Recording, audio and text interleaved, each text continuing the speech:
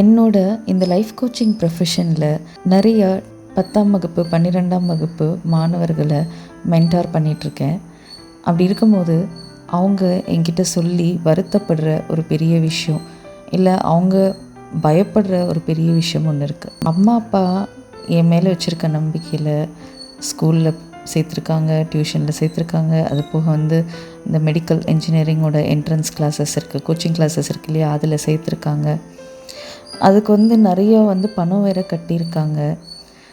ஆனால் என்ன ஒரு பிரச்சனை அப்படின்னா, ஸ்கூலில் ஒரு மெத்தடில் டீச் பண்ணுறாங்க, அது மாதிரி டியூஷனில் வேறு மெத்தடில் டீச் பண்ணுறாங்க, கோச்சிங் கிளாஸில் இன்னொரு மெத்தட் சொல்லித்தராங்க.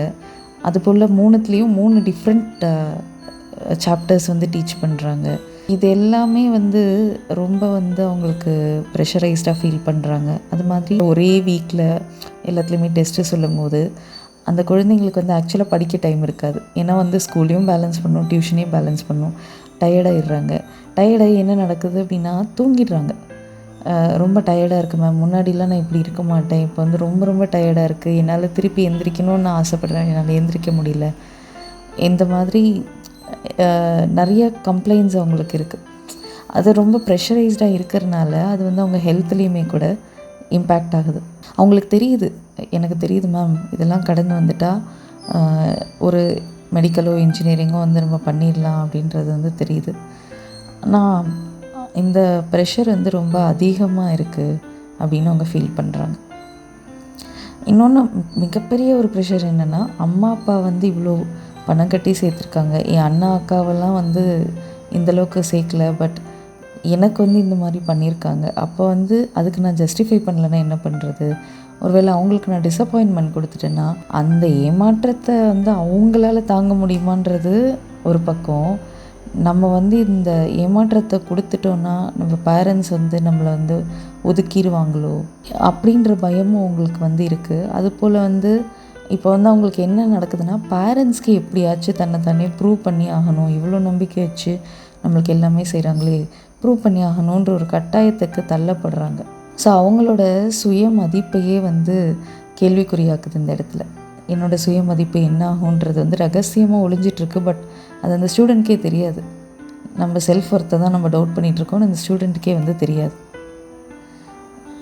இது என்ன நடக்குதுன்னா, இது அவங்களுக்கு ஒரு படபடப்பை கொடுக்குது. ஆங்ஸைட்டின்னு சொல்கிறோம் இல்லையா, அந்த மாதிரி ஒரு படபடப்பை கொடுத்து கான்ஸ்டண்ட்டாக அவங்க மூளை என்ன திங்க் பண்ணிகிட்டே இருக்குன்னா, நம்மளால் இதெல்லாம் செய்ய முடியுமா, இத்தனை லோடையும் நம்மளால் சுமந்து பேரண்ட்ஸ் எதிர்பார்க்குற மாதிரி நல்ல மார்க்ஸ் நம்மளால் வாங்க முடியுமா, நம்மளுடைய கெரியர் என்ன ஆகும் அப்படின்றது அவங்களுக்கு ரொம்ப பெரிய ஒரு ப்ரெஷராக இருக்குது. அவங்க மேலேயே அவங்களுக்கு செல்ஃப் டவுட், சுய சந்தேகம் ஏற்படுது.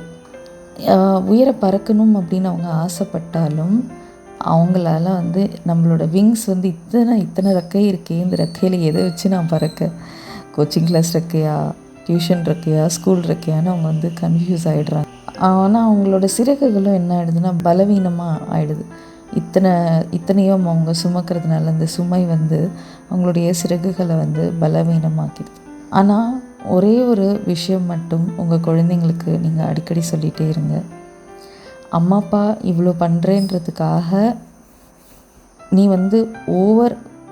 ஓவராக நீ பேர்டன் எடுத்துக்காத, நீ பண்ண முடிஞ்ச வரைக்கும் பண்ணு அப்படின்றத சொல்லுங்கள். ஆக்சுவலி அது அந்த மாதிரி சொல்கிற பேரண்ட்ஸோட குழந்தைங்க என்ன நினைக்கிறாங்க அப்படின்னா, அப்பா அம்மா இவ்வளோ சொல்கிறாங்க, நமக்கு இன்னும் ரெஸ்பான்சிபிலிட்டி இருக்குதுன்னு அதை இன்னும் கொஞ்சம் கூட ரெஸ்பான்சிபிளாக பார்ப்பாங்க.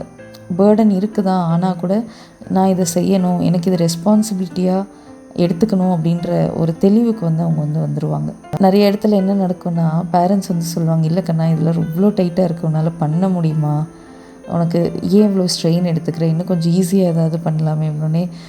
அந்த குழந்தைங்களுக்கு ரியலாகவே ஒரு இன்ட்ரெஸ்ட் இருக்க குழந்தைங்களா இருந்தால், இல்லை நான் பண்ணுறேன், எனக்கு தெரியும் இது கஷ்டம்தான், நான் என்னால் பண்ண முடியும், நான் பண்ணுறேன் அப்படி சொல்லி பண்ணும்போது அவங்க அந்த அழுத்தம்ன்றதையும் தாண்டி அந்த அழுத்தத்தை இன்னும் பாசிட்டிவாக அவங்களால பயன்படுத்த முடியும்.